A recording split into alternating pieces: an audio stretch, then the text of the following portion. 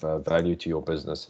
I think this section that we're going to discuss today is extremely important, because you can be the smartest person in the world, but if you don't solve a real world problem, and if you don't validate your and shape your idea with your customer, you're going to never have a successful business. So, and I really think that a lot of businesses, even established ones, multinationals, can even go back to this principle and say, what is the problem that we are really solving or trying to solve?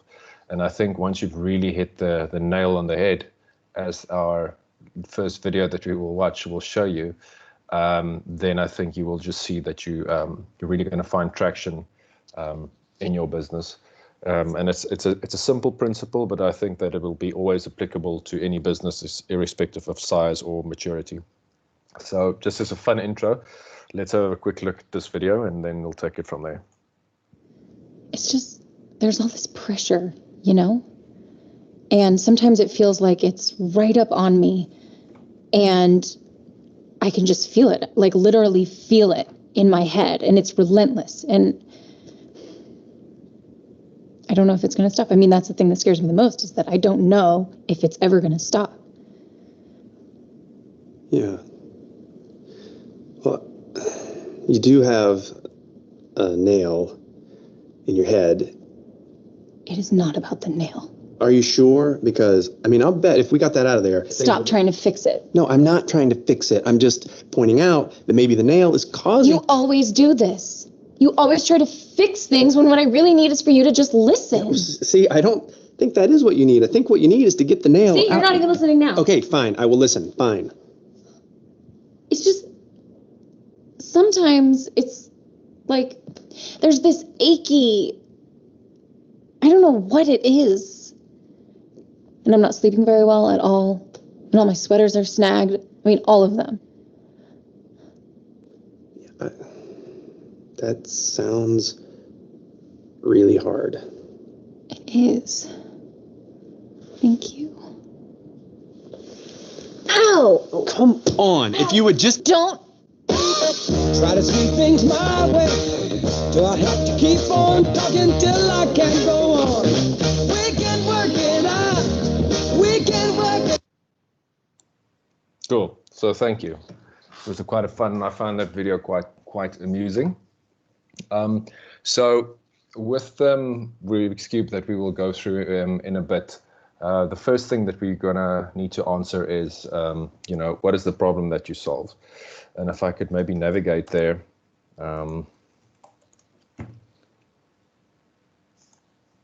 Just maybe go into, I'll just go into the first project that we have over here.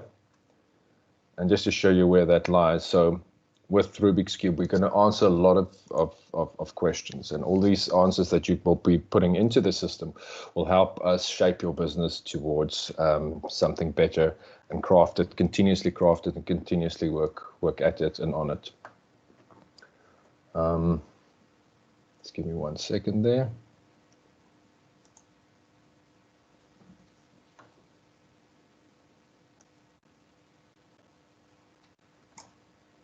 There we go. And our problem, just to refresh your minds, is on our motivation canvas right over there. It's always a very good place to start when you're starting off with a new business, and to identify this. Right. I want to go on to the second video. It's called the mom test. So let's quickly have a look at this animation. And what's key about this is to say that once you think you're solving a specific problem, what's going to be very important and paramount is to actually continuously be in touch and empathize with your clients. But also, one needs to learn how to answer or how to ask certain questions so that you can get the right user feedback, and not ask questions in such a way that you almost preempt the answer that you want to hear. So let's have a look at this one and then take it from there. We're told, don't ask your mum if your business idea is a good one. She'll just say yes, because she loves you, of course. The mum test is a set of simple rules for crafting good questions that even your mum can't lie to you about. Let's have 2 conversations and see what we can learn. Mum, I've got a business idea. Can I tell you about it? Of course, dear. You like your iPad, right? Do you use it a lot? Yes. OK.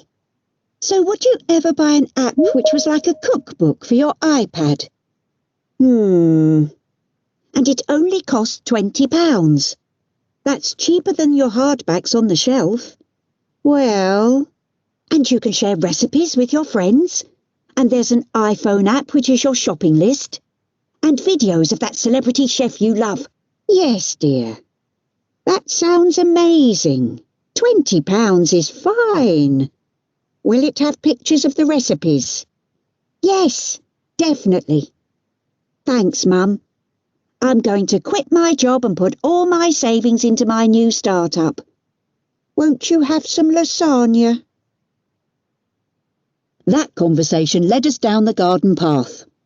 The mum test is about talking to your customers about their life, not your idea. It's about discussing specifics in the past instead of generics or opinions about the future. It's about talking less and listening more.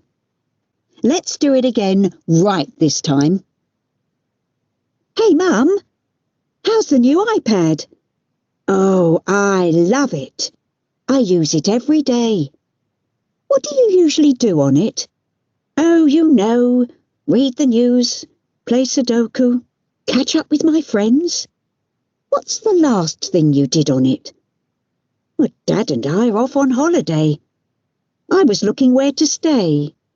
Did you use an app for that? No, I just used Google. What app should I use? How did you find out about the other apps you have? The Sunday paper has a section on the apps of the week. Makes sense. By the way, I saw a couple of new cookbooks on the shelf. Where did those come from? Oh, they're one of those things you just end up getting at Christmas. I think Doreen gave me that one. Haven't even opened it. As if I need another lasagna recipe at my age. Time to refine my idea. We discovered many insights in that conversation to help us adjust our idea. It just goes to show, if you can get useful business information from Mum, you can get it from anyone. The Mum Test.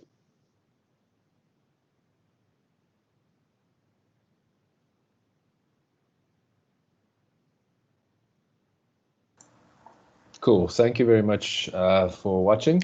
Tell me something. Is there anyone that has any one of you gone through this process at this point in time or before? If anyone maybe wants to share at this point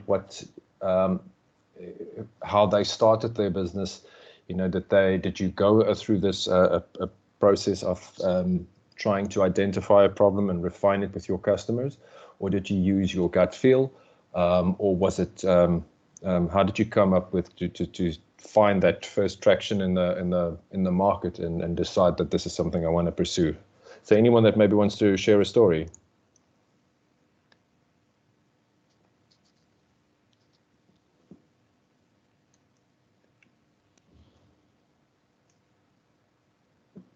Tyron, maybe you guys can, between you and Kim, can maybe tell us, where did things start off with you guys, and how did you identify that something that you felt is worth pursuing, and obviously transformed into a business? Okay, I was just about to actually unmute and Sure. assist, because everyone always needs to be the first person. So we actually fell into an accounting tax business by accident, actually. Been lifelong entrepreneurs, buying and selling companies. So with every time I bought a company, I'd fix it and then I'd unsell it, and I went on and doing this. Got to the point where people wanted me to rather consult, because why should they sell their business and to somebody who's just going to turn it around and actually on-sell it for a lot more money? And they wanted a consultant. So there was quite a number of clients that needed that type of consulting work. And then I decided to find an accountant to help with the actual due diligences, as I wasn't able to do all of them on my own. I met an accountant, had a chat with him regarding what I needed, and then proceeded to find out what a mess the accounting industry was, because the accountant only ever started work when I kept phoning him and going, so how are you doing with the due diligence? And he'd be like, oh yeah, no, I'm on it. Only to find out that this is the procedure for all old school accounting firms. The client phones, the accountant picks up the file and goes, I have it right in front of me, I'm just about to start on it. And then the next client phones, and so they're just spending their time shuffling paper instead of actually doing any work. So I actually then hired an accountant and started to fix that, and that sort of changed the industry. We started doing monthly retainer work, which no accounting firm had done at the time. So we sort of just fell into it. But we had obviously a history of turning companies around and seeing the mess that people and the complaints people always had about their accountant, that they're always waiting for the accountant, chasing the accountant. And that then led into the formation of that type of information. Okay. So I guess if I can try and summarize it, is that the problem that you were solving is the hands-on, always there accountant that you can rely on a week-by-week, month-by-month, annual basis. Yeah, so generally how the model used to run in the past is that people would only visit an accountant when they needed a set of financials for the bank or for some form of funding. This transformed accounting from a grudge purchase to a value add, because now you had up-to-date information at a very affordable price. So a lot more people would then do monthly books as opposed to just doing it at when they needed books for tax returns and fun things like that. Okay. So, yeah. And I think what I also hear from it, and what will now be evident in the next video, is that sometimes you see an idea or a gap, or you see that there's a problem to be solved, but then how you solve that problem becomes really important. So with the monthly business model that you've now implemented, instead of waiting for your annual tax returns or a handful of times per year, you now have that all year round accounting, but also feedback on your business and how you're doing, and rather be alerted 6 months beforehand that something is not going well than 6 months when it's 6 months too late. So let's have a look at this video. I think that will try and explain a lot of that as well. This is from Strategizer, really leaders in this space about business modeling and business model innovation. Let's see what they have to say about getting from your business idea to your business model. And just before I continue that, I did now briefly mention it, but try and make the distinction between what is an idea or a product or a service, and what is the business model around it, because you can have a great idea or product, but if your business model around it isn't sound, the idea is not going to be able to fly, or if it flies, there might be a better way where it can actually be more efficient or more lucrative at the end of the day.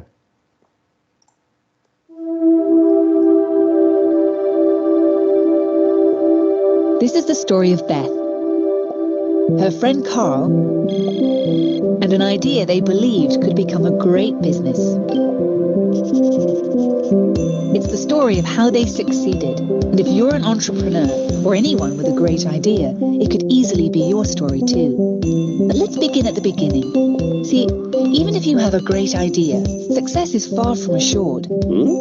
That's because for every great idea that has shaped our world, there are thousands of seemingly great ideas that have flopped. In order to succeed, a great business idea needs a great business model, and they're not the same thing. Once your idea meets the world, It will meet customers. If they don't care about the problem your idea solves for them, it's game over. But even if customers love your value proposition, you can fail if your business model is not scalable and financially sustainable. You'll need to find reliable channels to reach and acquire your customers. You'll need to build an infrastructure that won't collapse as your business begins to grow. Failing to do just one of these things can mean death to your business, however great your idea is. That's why your first work is to search for the right business model, to map this world of challenges so it can be tamed and organized, allowing you to explore it, manage it, and plan for it. What if there was a tool that could help you with this challenge, simply and visually? A tool that makes it easier to stress test your ideas, track your progress, and avoid breaking the bank along the way. What if it was possible to design and test business models in a way that gives your idea a better shot at rising to the level of the great businesses that are shaping our world? It is, and though the journey for these guys, and for you, won't be a walk in the park, all you'll need is your creativity, willingness to work, and passion for your idea. We'll give you the rest.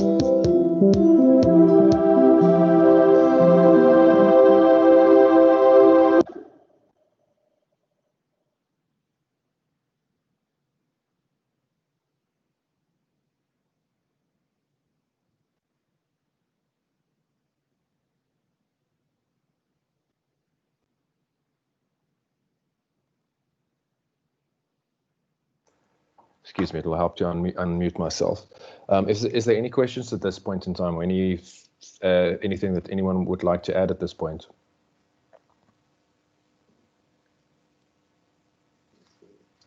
Cool. So what we're going to do in Rubik's given this... Yes. Excuse me. Okay. Yes. Sorry, it's CIA. Yes, brother.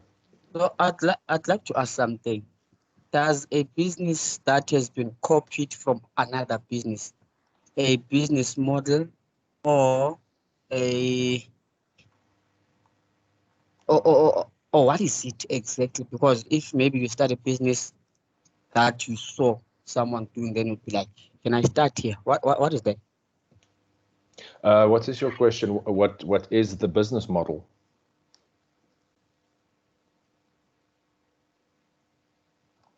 Siatemba, I just want to make sure I understand your question correctly.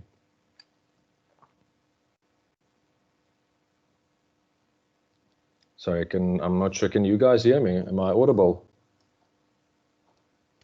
You good? We can hear you. I can hear you. Okay. See if you can hear me. Can you maybe rephrase your question?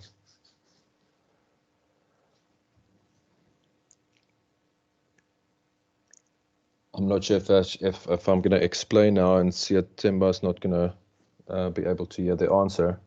But did anyone else, is that maybe what I understood correctly from Siatemba, is that he would like to understand what is a business model? Because he asked something about what if someone copies your business, does he copy the business model as well? Is that my understanding? Or is that your understanding as well?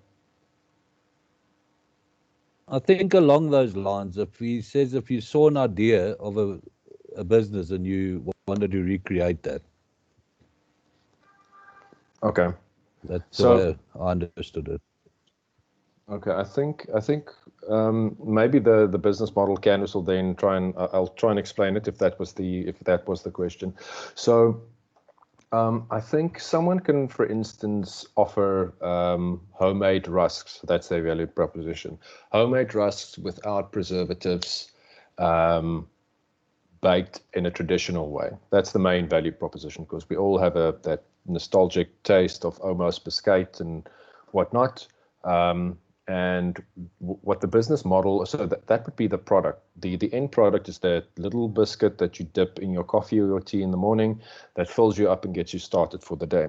But where the business model then comes in is that different companies will have the same product offering. At the end of the day, you have the rusks in your house, but the business model then says, how do we actually manufacture those rusks in the first place? And the second point of all is, how do we get it to the customer? So if you look at the business model canvas in terms of the front of house, if I can call it that, which is your value proposition, your channels, relationships, customers, and revenue.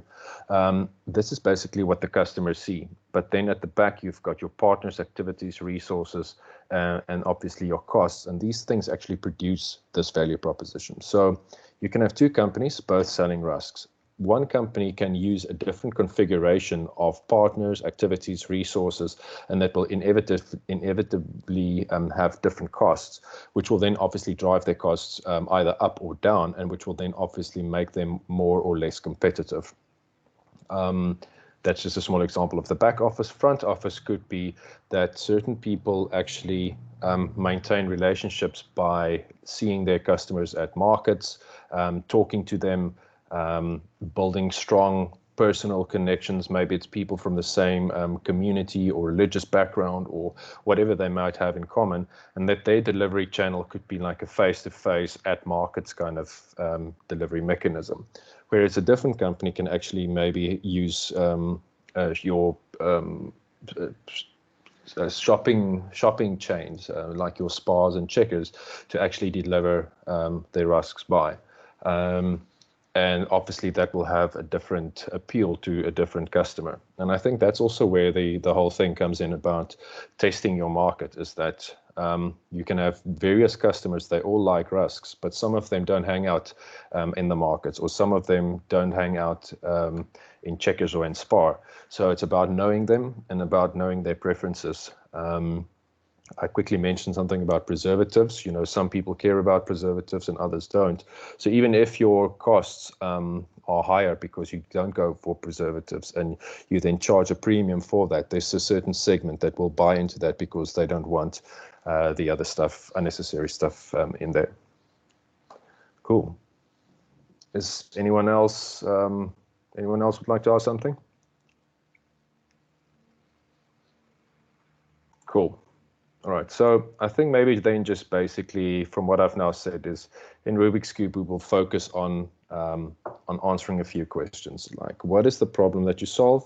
What is the solution that you're going to provide for this problem? It can be multiple problems, multiple solutions.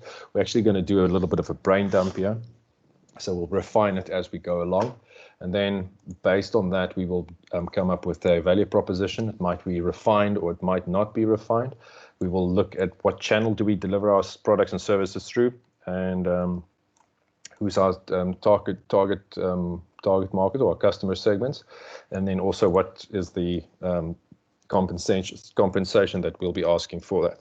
And I think what's going to be nice is we're all going to go through this process and we're all going to basically answer the same questions, but we all have different businesses and we all have a different story of how we came about in answering these questions and how did we come up with these revenue streams or those channels, etc. And I think it would be a very healthy exercise is maybe to compare notes and just share experiences and maybe learn from each other through this process. I've identified these blocks that we need to answer because I believe those are the core things that you cannot not answer when you describe your business for the first time. And I think this is also a very good foundation, as per the mentioned in the video earlier, is how can we test all these things? How can we actually go to customers and ask them initially, you know, do you actually have this problem? And if you do have this problem, how can we solve that for you? And if we solve that for you, does this description of the value that we propose actually suit or fits well with you in line with that solution? And do you want to receive that through these channels? And at the end of the day, are you willing to pay for this product an X amount of price? Okay, so that's just a heads up of what we'll be busy with the first module in Rubik's Cube. So let's maybe go have a look at the other video and take it from there.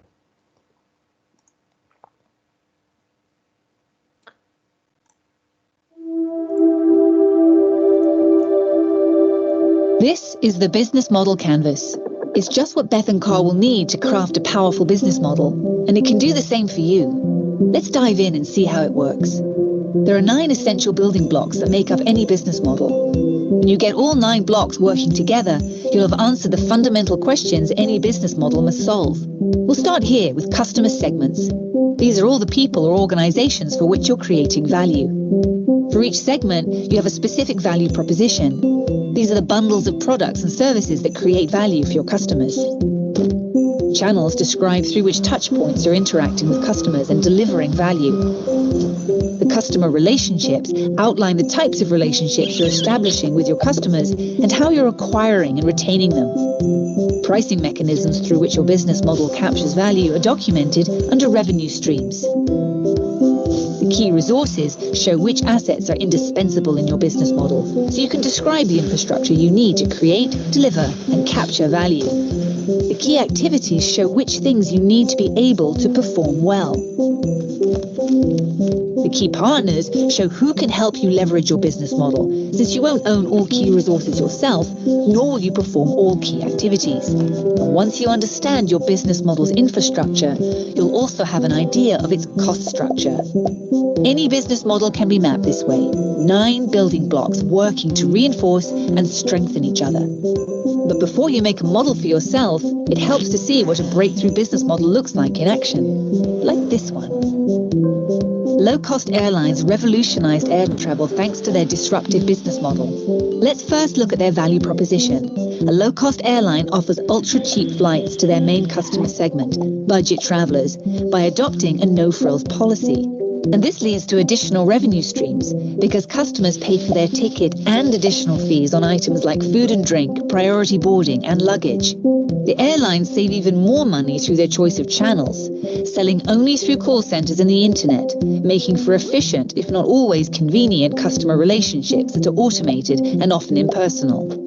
Okay, that covers the right side of the canvas, the part everyone can see. The left side of the canvas is what's going on backstage. Like their choice of key resources, they reduce maintenance and training costs by using a single aircraft model for the whole fleet. And they only fly to cheap airports where it's cost efficient to land or where they even get paid to touch down. Planes that do land have quick turnarounds, so they get back in the air earning money as quickly as possible. And they form key partnerships with others in the travel industry, like car rental, hotel, and insurance companies. Finally, under cost structures, all maintenance, training, airport, and call center costs are trimmed to their lowest levels. All of these pieces working together make their fares almost impossible for traditional airlines to compete with. There's nothing superior about these airlines except their business models. They're reaching an entirely new segment of travelers out of reach for traditional airlines. Cutting out costs is pretty exciting, right? But wait, just because it's successful for discount airlines doesn't mean it will work for your idea. Luckily, the business model canvas allows you to iterate many models and test them quickly. Let's get started with your own business idea.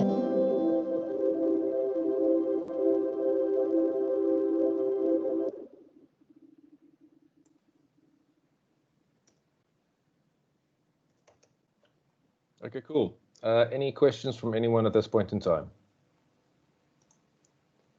Did that make some lights go on for anyone, maybe relook at how your own business is structured at the moment and how it operates? Did anyone have a new idea or anything that they that this structure or this very simplistic way of how the business model canvas lays out a business?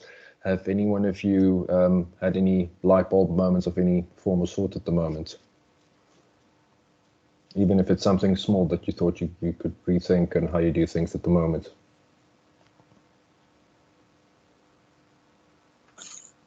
Hello. Andile. Yes.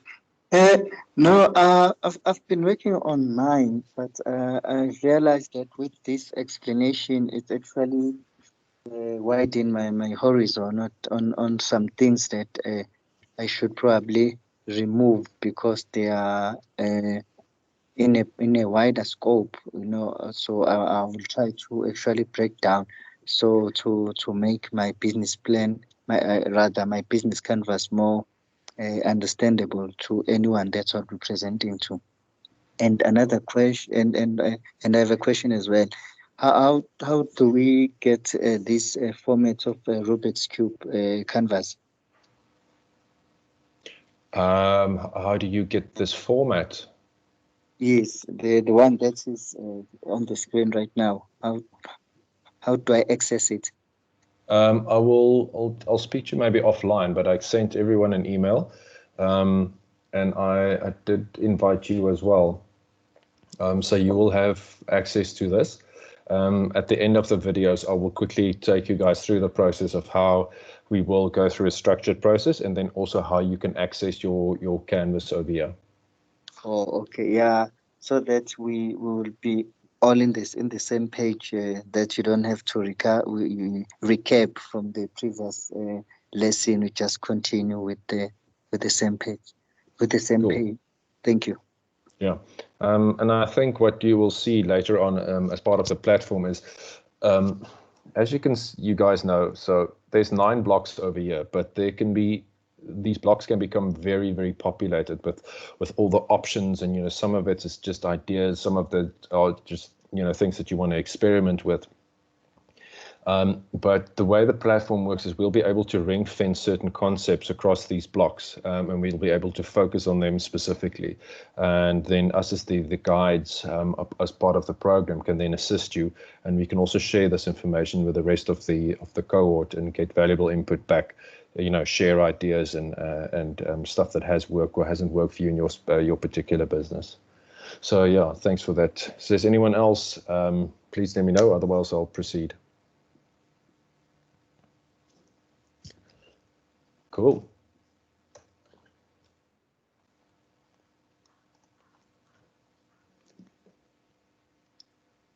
I want to quickly, before we move on, we're going to go on to prototyping. Now, a lot of people talk about prototyping as in it's a mechanism of making.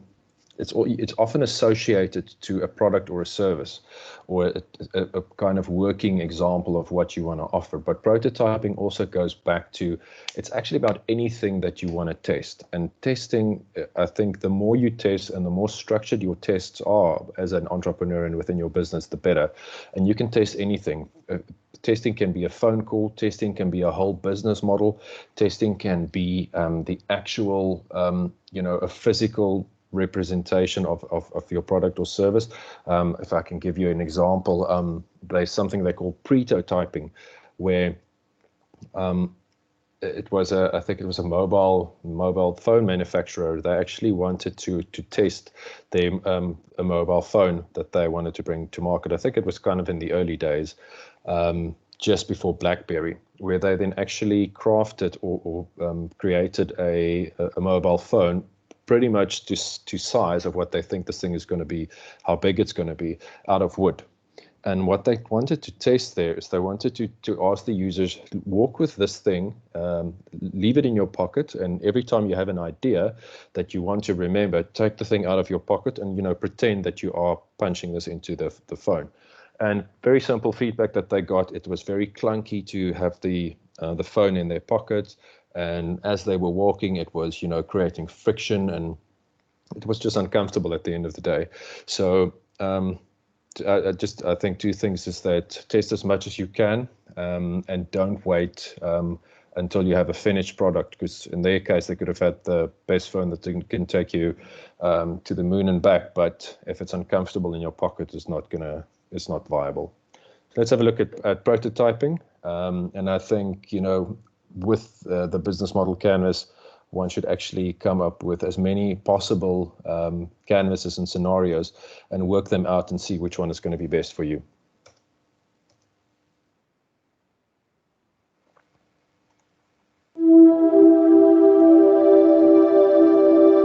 You can think of a business model like a story of how your enterprise will create, deliver, and capture value. And like a story, it can be one you've heard over and over before. For instance, you can start with what most people are fixated on, the value proposition. Travel for retirees. Then decide whom you can sell it to. Yep, boomers. Sketch in how you'll get it to them. Okay, a website. And how that will generate revenue. Sure, sales fees. You'll make it easy and automated. Next, you figure out what key resources you need to offer all that, like a reliable website and brand recognition. Carl's thinking his key activities will be marketing, website, and maintenance, and then partners will do the booking. Then finally, where your costs will come from. Sales, marketing, platform development, all that will cost you. There you go, your first model. But Don't expect a medal or a breakthrough. Predictable models can work, but rarely give you a competitive advantage, so don't fall in love with your first idea. To compete in a world where the best model wins, you'll need to think harder and explore alternatives. For example, prototype a model where you give away your value proposition for free. This will instantly change everything. You might not find this model realistic, but exploring it will force you to think hard about potential alternatives. As an entrepreneur, you're thinking of your model 24/7. Now you have a tool to structure your ideas as quick prototypes to consider with your team. Who knows? You might wind up with a disruptive model that changes an entire industry, like Skype with its freemium model, or Nespresso, which became a multi-billion-dollar business by locking customers into purchasing high-margin espresso capsules.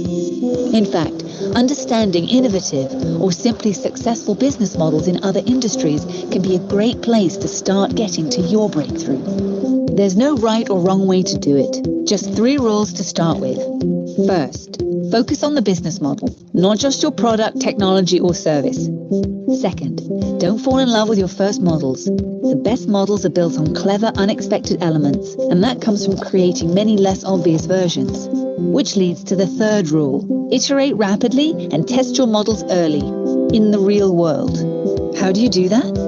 Don't worry, guys. We're about to learn all about the real world beyond our canvas.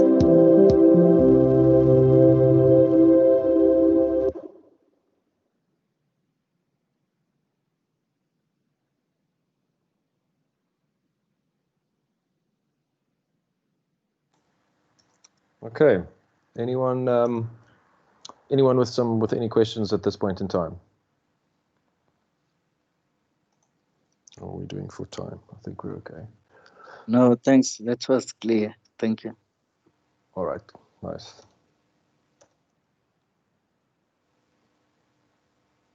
Okay, so let's quickly have a look at this video, and then we'll take it from there. Remember the chaos your idea faced before you made the canvas? Well, you've tamed some of it by mapping the elements that are mostly within your control. But the world out there is full of threats, constraints, and opportunities beyond your control. They create the environment in which you'll design and build your business model, and in which your business will fight for survival every day. Just because you can't control these factors doesn't mean you can't and shouldn't account for them in your model. Doing so will help prepare your model for threats, ready it for changing legal constraints, and prime it to jump on innovations. Let's see how mapping the environment will affect the Boomer travel agency model. On the right, you'll map market forces, everything related to the customer segments you've selected. Ask yourself, which other segments are there? Which ones are the most lucrative? Looks like Beth's discovered a segment of boomers with a range of disposable wealth. You could ask, which segments are growing, and what do they most want? And why might your customers resist? Okay, good. Boomers have trouble adapting to new technology. Now above your canvas, map key trends. Are new technologies about to undercut your value proposition or supercharge it? What regulations are coming up? How is society at large shifting? Right, Carl, rising medical costs could weigh heavily on your customers. Now to the left, map industry forces. Who are your main competitors? What advantages do their business models provide? Could they crush you? Your industry may already have a dominant competitor, but ask yourself, where are their weaknesses? Can you disrupt them? What might happen as suppliers and partners evolve, or don't? Better to know now that the travel field is crowded and volatile, right, Carl? Finally, below your canvas, map macroeconomic forces. How is the global economy doing? Markets may be in a state of rampant uncertainty. How available is capital? Venture capitalists may be taking few risks. How well is the infrastructure developed in the market you are doing business in? Sure, many boomers are experiencing a decline in living standards. Now you've mapped your environment, full of threats, opportunities, and constraints. What do? Use the map, of course, to make your business model more responsive. Looking at industry forces on the left side of your canvas, ask, does your model have a competitive edge today? Tomorrow? Good thinking, Beth. That dominant competitor could be a threat. Looking at key trends on the top of your canvas, ask, is your model prepared for emerging trends? Okay, if rising medical costs encourage overseas treatment, that could be an opportunity for your travel agency. On the right for market forces, is your model in line with evolving customer needs? Sure, if your customers are resistant to the internet, you're right to rethink delivery through a website. And below for macroeconomic forces, how will your model adjust to macroeconomic shifts? Yes, Beth. Unfortunately, travel is becoming a luxury that a growing number of your customers can't afford. But don't be overwhelmed by these elements. Asking and answering these questions will help make your business model better suited to its environment and that much more likely to succeed. Now you're ready to start testing your model in the real world.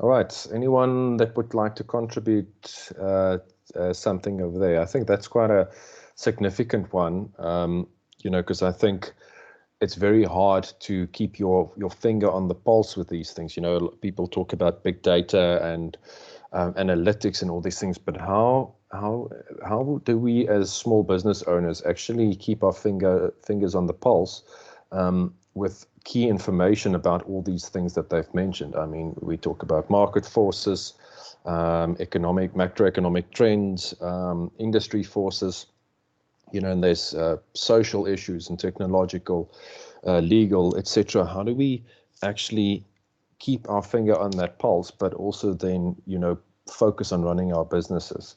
I think that's quite a challenging thing a lot of small business owners face. Is there anyone that can maybe comment on that and maybe give us some insight or share some experiences with us? No, okay. Sorry for disturbance again. No problem. Before someone shares the experience or answer the question, I have a question here where they say, is your business model in line with the customer's needs? At some point, I get to be confused, or I ask myself, how do I know if my business model is in line with the customer's needs? Do I judge it by the profit it makes or by the sales that I get and convert them to maybe a service? Or how exactly deep is this question? If someone can help me understand that, thank you. Yeah, I would love to, you know, Tyron, Ken, Gerrit, whoever, if you guys have any feedback on that. I think obviously sales is a very good indication. I think maybe coming back to Mark's a presentation of a week ago where social media becomes so important is, you know, if we very easily look at reviews from clients. I mean, I'm not a big fan of Standard Bank, my bank, and if you go to their Facebook page, it's just low ratings. And I mean, if you go to any place, you know, if you look for accommodation, if someone rates you in a low scale, it definitely drastically influences your decision making on where to go. So I think to answer your question, sales would obviously be a very good thing. But in design thinking, the main thing about design thinking is about empathy. And I think you will. I think social media might be an indication of how well you are doing, but I think you will know if you're doing well, and you will know that if you are really engaged with your customers and if you are really involved in their lives. So that's what I think. What it means to be aligned with your customers. Our last video would give you a very good indication of how it works. Excuse me for capturing this over here. I just want to quickly show you something.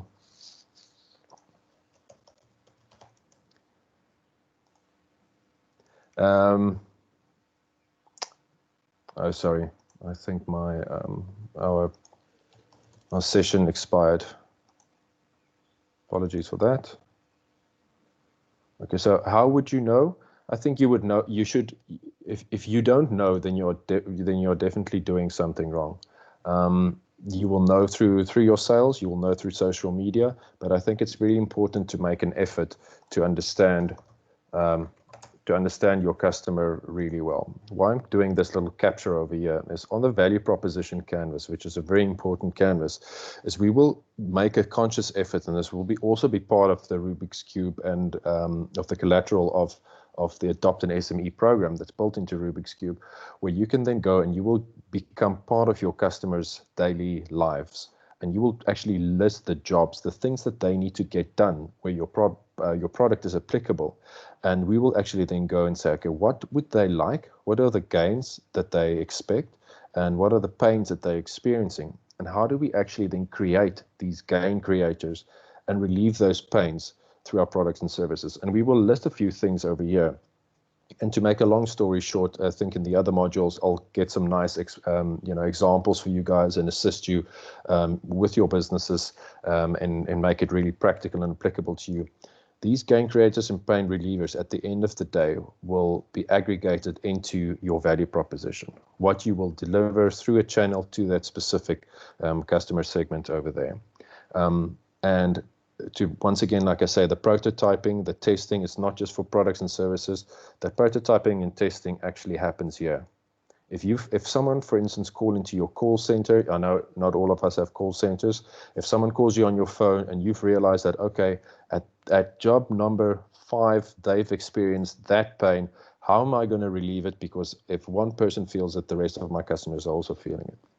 So how do we actually then incorporate that feedback once again from our customers, whether it's on social media, on a phone call, in a call center, and really incorporate that back into our models and really then relook our business model to say that, okay, in order to create that gain, for instance, or to relieve that pain, to produce this new value proposition, we will need to do something different that might consume different resources, or that might be delivered better, not by ourselves or by some partners in our ecosystem.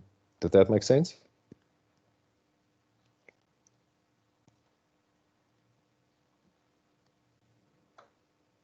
Siatemba, did that make sense?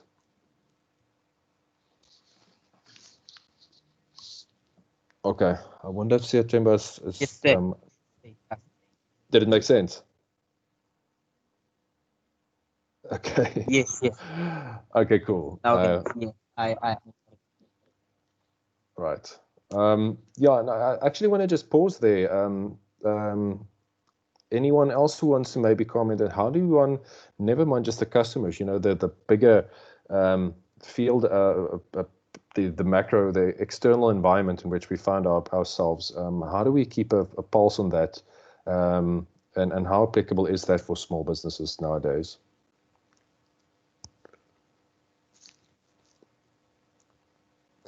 Nick, I think if I maybe want to ask someone, it might be you, because from what I understand from your business is that you potentially work with multiple suppliers, multiple products, and multiple types of customers. How do you then, with working with all these different types of products, because I understand that you're an aggregator, how do you keep your finger on the pulse and make sure that you always offer the most competitive offering with someone that comes to your portal and pick and choose with a whole shopping cart of all these different things that they want to buy from you? I think good afternoon, guys. I think what is for us, we have tried to be that go-to guy for aggregating all these different kind of purchases that clients want to make. And as such, what we did is we started off by building more on the supply side to say, how do we build our relationship with our suppliers? How do we get that? How do we get price lists? And how do we now do our prices based off those price lists and all those negotiated price discounting? But yeah, it's a challenge that I think COVID has really exposed, to say that previously it used to take about a year before prices change. But of late, we have seen that prices are going up every other month because of the exchange rate issues and all those kind of things.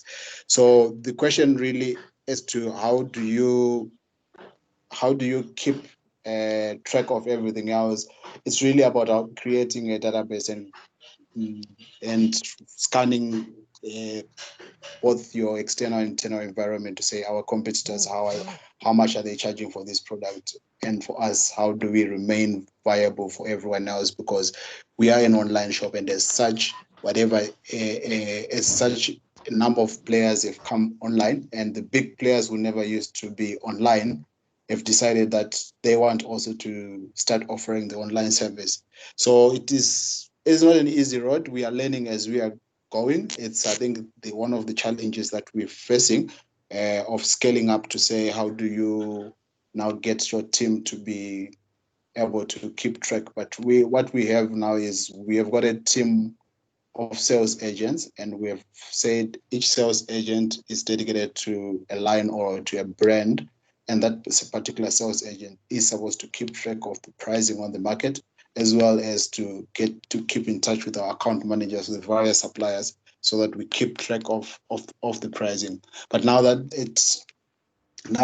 question of saying, how do you sometimes we win, sometimes we lose, sometimes we forget to update certain prices, and manufacturers updated certain prices, and a client gets to do an online purchase, and we can't go back and say, no, the price has gone up. So it's a challenge that we also trying to see how best can we keep on top of it. Most of the suppliers, they're not I would say fine-tuned to deal with the kind of business model that we want to create, whereby we are a non-stocking entity, and we mostly would say we want to kind of do a drop shipping, whereby once an order is placed, we then pick it up, pack it, ship it. So that is not something that most of our suppliers also have got, because they're used to saying, you buy the stock, you keep it, and then you distribute it whatever way you would like. So it's a learning curve. It's something that we need to also learn to see how best can we keep on top of it, because of the challenges to say you cannot force your supplier to change and give you access to their stock positions, because for us it is very crucial to say we know how much stock our suppliers have. We know when they've adjusted their prices. We get that real-time information, and if we could get a back-end access to that, and we get to say once they update their prices, we are able to also update our prices automatically via a form of API or something like that, it would be great. But it's a challenge. An ideal world. Indeed. Okay, cool. That was great insight.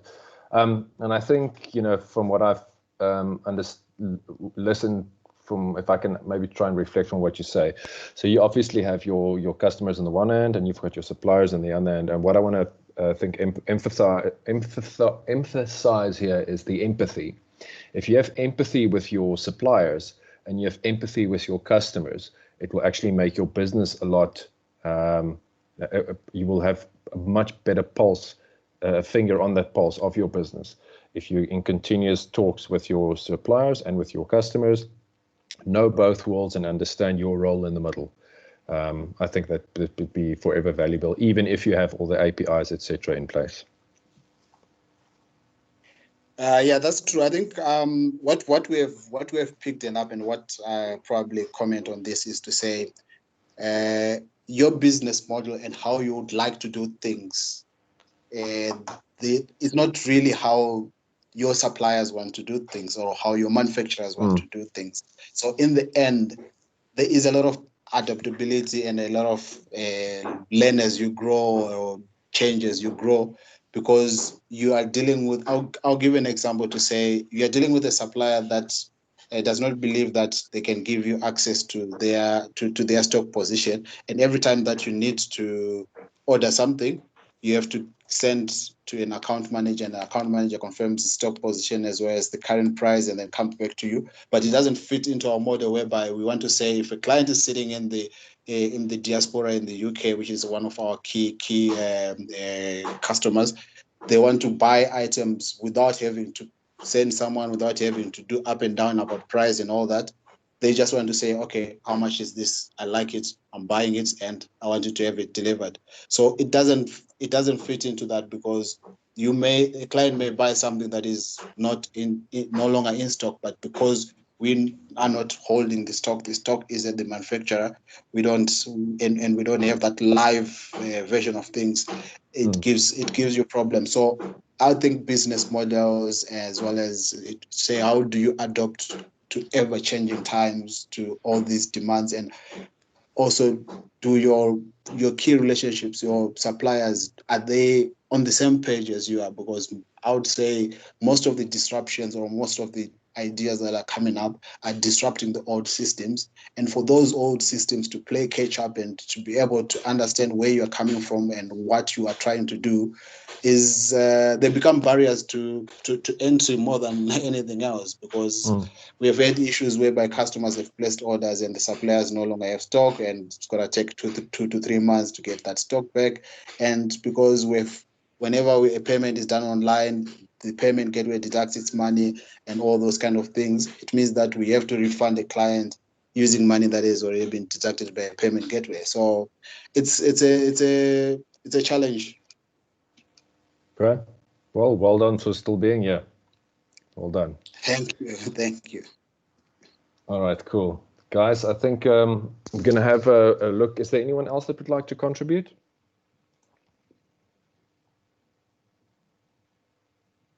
Okay, cool. I'm going to quickly, I think this is a very good explanation of the customer jobs, as we've alluded to a little bit earlier. It's not necessarily part of the focus of this round, of the key few blocks that we need to answer, but it's a very good explanation, and it's a very good example of how one should be empathetic with your customers and really tune into their world, walk in their shoes, and then build your organization around that.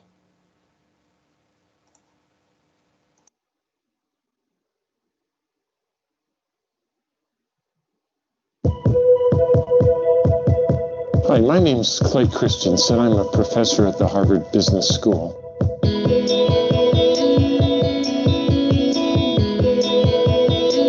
I brought with me a set of puzzles, all related to innovation.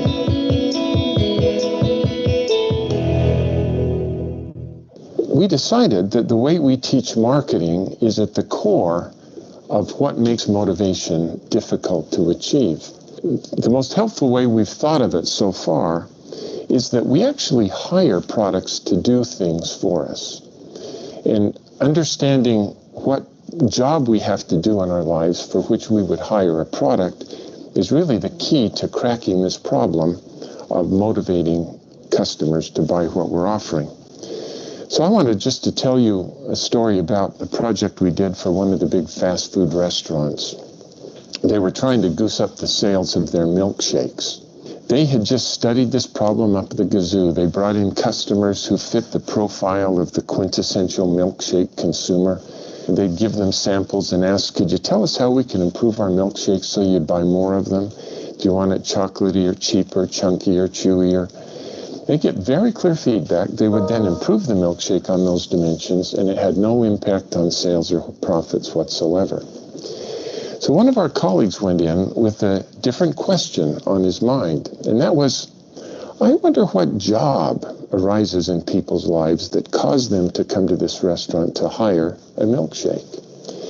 So we stood in a restaurant for 18 hours one day and just took very careful data.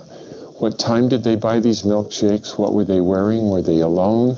Did they buy other food with it? Did they eat it in the restaurant or drive off with it? It turned out that nearly half of the milkshakes were sold before 8 o'clock in the morning. The people who bought them were always alone. It was the only thing they bought, and they all got in the car and drove off with it. So to figure out what job they were trying to hire it to do, we came back the next day and stood outside the restaurant so we could confront these folks as they left, milkshake in hand. And in language that they could understand, we essentially asked, excuse me, please, but I got to sort this puzzle out. What job were you trying to do for yourself that caused you to come here and hire that milkshake?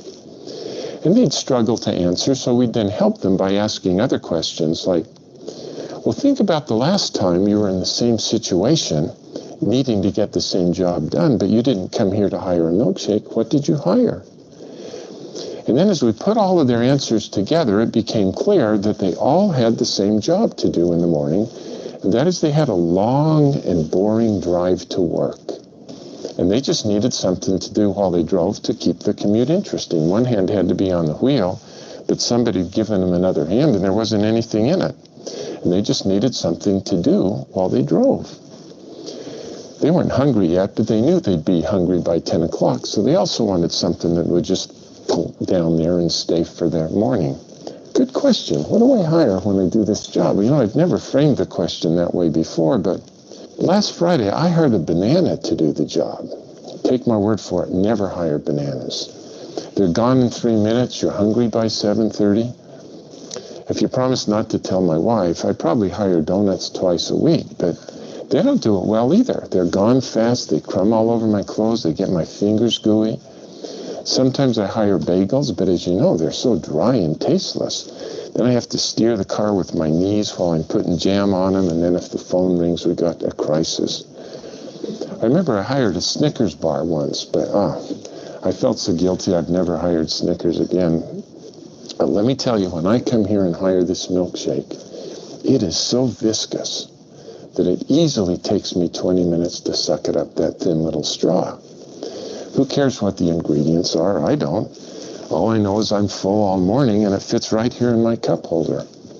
Well, it turns out that the milkshake does the job better than any of the competitors, which in the customers' minds are not Burger King milkshakes, but it's bananas, donuts, bagels, Snickers bars, coffee, and so on. But I hope you can see how, if you understand the job, how to improve the product becomes just obvious.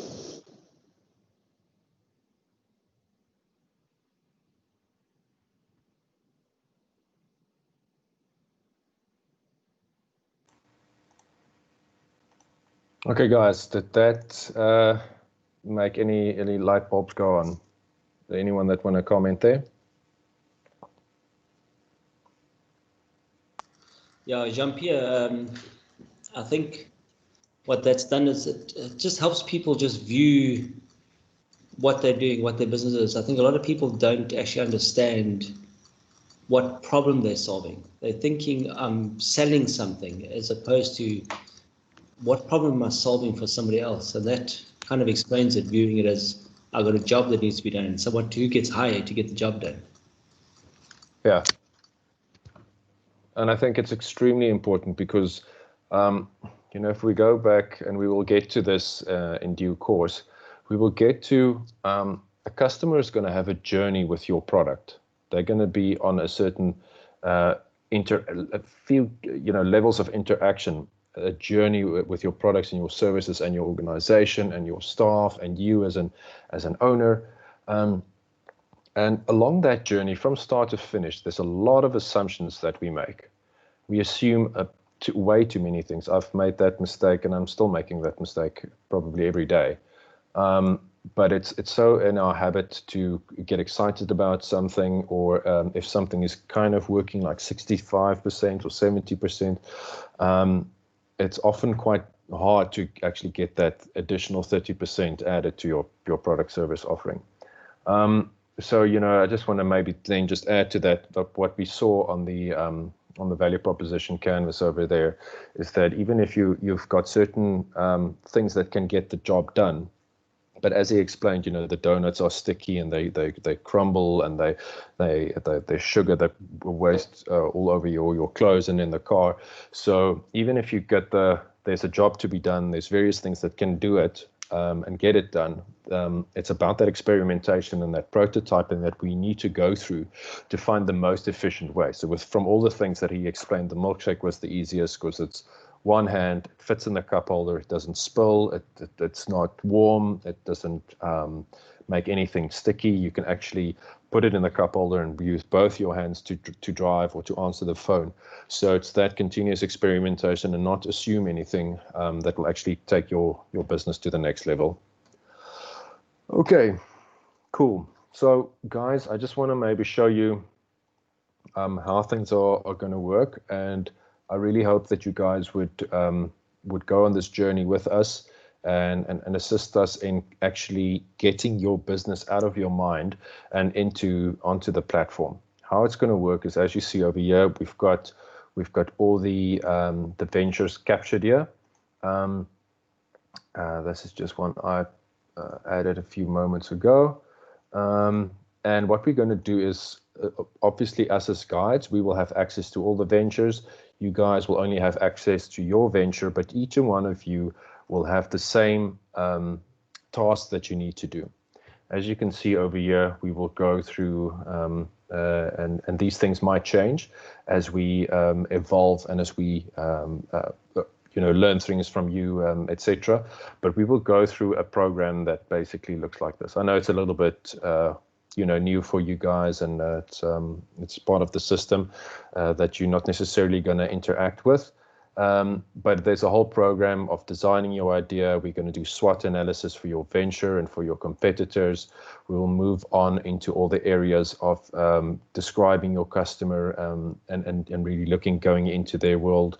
And also, very importantly, as you can see, there's a lot of validation. Validate this, validate that. We're going to really try and get out of the building, as I think a guy, Steve Banks, or I think it's Blank, what's his name, Blank or Banks, said that you need to get out of the building and test your ideas. And I hope that you guys will go on this journey with us. You all will have the same curriculum as you see over there. There will be basically a progress bar for you just to look at and how you're doing. As you can see, we'll have the team over here, everyone that's part of it. And then as you start over here, you'll have a couple of sections over here. You start at the top and you say, okay, you can capture your information. There will be a section for us as the guides to review what you've captured, and we'll be able to provide you with valuable feedback on what we see and advice, and maybe just stuff that we would like to understand better. And this will really help you to shape your business and to get it in a better space. In the assessment parts, after we've reviewed what we've captured, we can actually then take these things, and I think what would be a good idea is if you guys identify X amount of clients of yours, to maybe validate a few things from them and just get their feedback and put it back into the system. And we put it on record. It's going to be a digital journey that we all go on. And these insights, we're really going to help you to not subconsciously, actually in the background, what we're doing is we are actually implementing systems thinking, design thinking, ideation, obviously, and a lot of other disciplines, lean startup. I'll actually list them for you that you can maybe go and read up on them as well. That's actually built into this curriculum. And with this, it's really going to help you with your business. Even if you are making money and it's profitable now, I'm sure that this exercise, I would like to call it #back to basics, will really benefit you a lot. And I myself is going to put myself through this through this exercise, and I'm sure we're all going to learn a lot. So just on a practical term, go to your venture. Please make sure you all can log in. Your username and password is your email address. Click on the first capture your key information, and then you will see it's pretty simple. I do have a new wizard that I've built.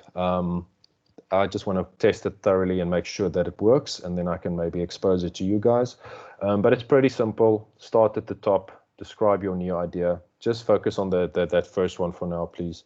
And then you will see the tasks basically as capture your problem, capture your solution, define your value proposition. So you literally click on the top one and you can capture there as many problems as you see fit. And if at any point in time you don't understand or would like to just leave a note or a comment, just go over here, add it, type your comment, specify whether it's a good sentiment or I don't want to call it negative, a pivot or persevere. Persevere is green, pivot means you go the other way, and leave a comment, and we can all keep a digital journey of everything that we've captured and things that you've gone through. And please, if there's anything that you don't understand, as in what do I mean by problems, what's an example of a problem statement, or how any of this work, just please let me know, and I'll be more than happy to help you. And once you've done capturing your stuff, you can just maybe change the status to done or to do. If you actually start capturing it, it will be change the status to doing. And just when you're done, you can actually specify the percentage and then finish it off. And it's as simple as that. I just want us to really focus on this first one. Just quickly reiterate, describe your new venture idea, work through your tasks from top to bottom. And once we've done that, you can actually submit it. And then one of our of the guides will then actually look at it, provide some comments, and provide you feedback. And this loop will basically will iterate. And what will happen is obviously through this wizard, it will start populating your Rubik's Cube, populating your canvases. And as soon as we actually finish this, we will move on to the next stage. So I don't want to give out too much information of what's going to happen next. I think if we focus on these few blocks, there's going to be a lot of discussion around that, I believe, and a lot of value that we can share amongst ourselves and within the program. So if we can get this going as soon as possible, that would be great. And as I said, if there's any questions, please feel free to ask anything if you struggle at any point in time. What we will be working towards is at the end of the course is you will have an executive summary as part of your report. Don't worry about that too much now, but this is what we'll be working towards. You will have an executive summary that you can then show. I should maybe quickly show you an example thereof.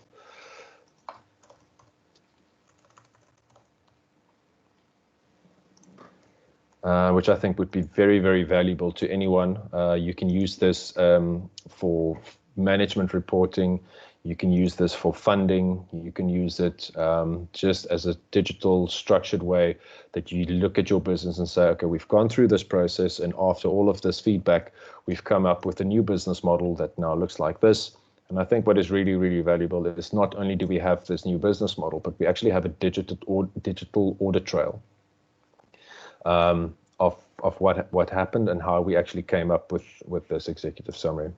I can quickly illustrate that for you in this. Describe your new idea. This is the one that we are busy with.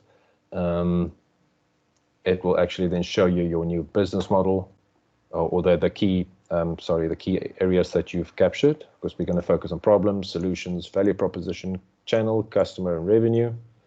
And then you will see the review of your new venture idea. You will see all of our guides, feedback over here. This is going to be part of your package that you will leave at the end of the program. And you will also, very importantly, sit with the very valuable information from your customers in the system that will help you shape your business. That is it from my side, guys. Is there any questions? I'd be more than happy to answer them for you.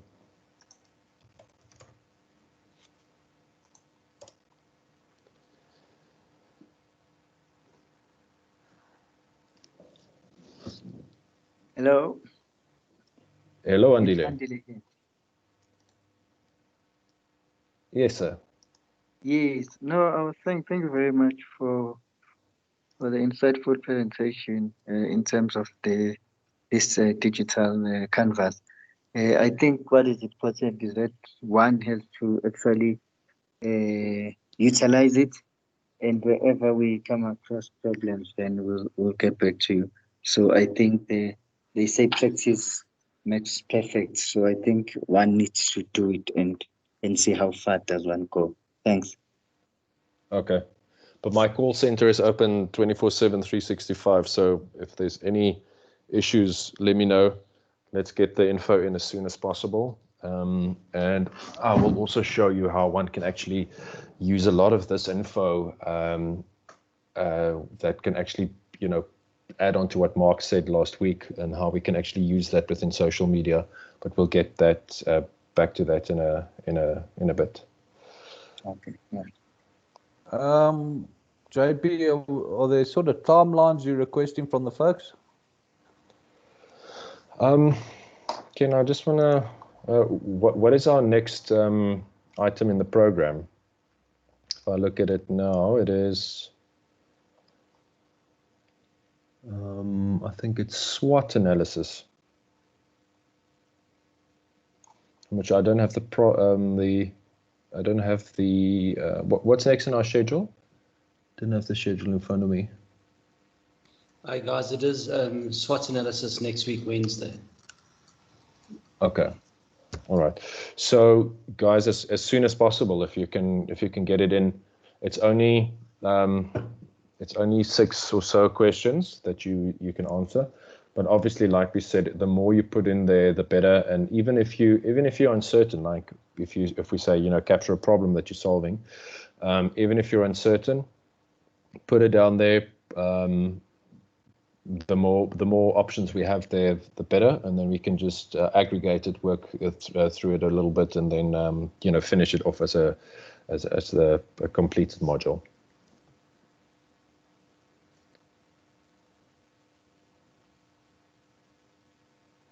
Okay.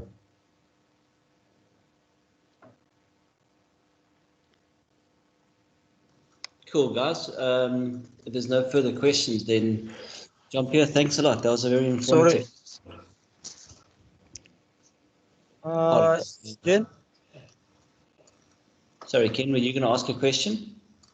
I think Sia wants to. Jen? Hello? Sia Temba. I didn't get, I'm sorry, man. Yes, I didn't get from Jim when we supposed to finish the task he gave us. See, I think, you know, because it's a back and forth between us and you guys. If you guys can do it as soon as possible, excuse me, then it gives us some time to actually give you feedback as well on the platform. So that would be great. If the sooner the better, because then it gives us time to do more iterations.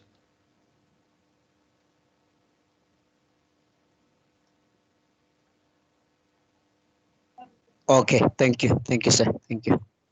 No problem. Okay. I think that's basically it from my side. Thank you so much for your time, guys. I appreciate it. If you need anything, please let me know. I'm more than happy to help. Perfect. Jean-Pierre, thanks, guys. Yeah, just work through the stuff. As you heard from Jean-Pierre, his call center is open. If you've got any questions afterwards, yeah, good luck.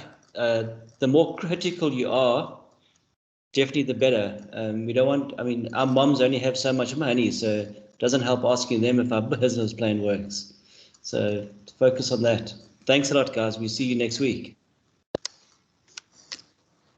Thank you very much. Thanks everyone. Take it easy. Thank you. Okay, bye. Thanks, everybody. Thanks, everybody. guys. Thank you. Thank you.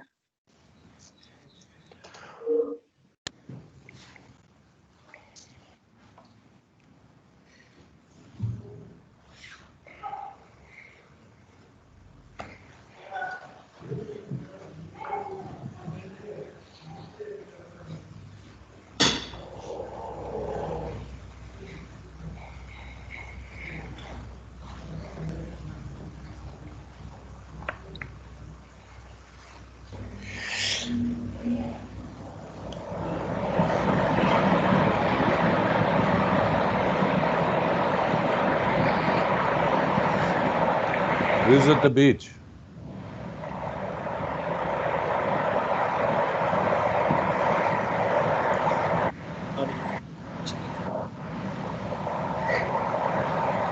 Somebody on the bath.